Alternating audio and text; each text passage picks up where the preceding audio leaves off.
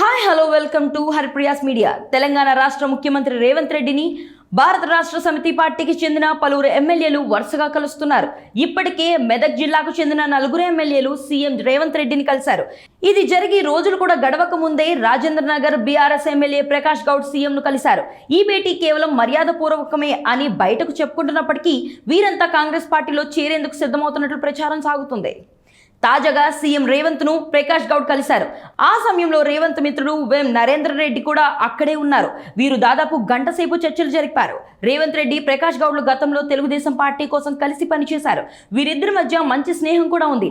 2009, 2014 ఎన్నికల్లో టీడీపీ నుంచి ప్రకాష్ గౌడ్ గెలుపొందారు. 2014 ఎన్నికల్లో ఆయన బీఆర్ఎస్ లో చేరారు. కాగా రేవంత్ రెడ్డిని కలవడంపై ప్రకాష్ గౌడ్ స్పందిస్తూ కేవలం మర్యాద పూర్వకంగానే కలిశానని చెప్పారు.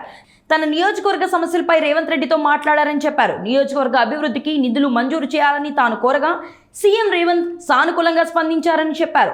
మరోవైపు ఇటీవల ప్రకాష్ గౌడ్ ను మంత్రి పొన్నం ప్రభాకర్ కలిసిన విషయం తెలిసిందే. అప్పుడు కూడా కేవలం మర్యాద పూర్వకంగానే భేటీ జరిగినట్లు వెల్లడించారు.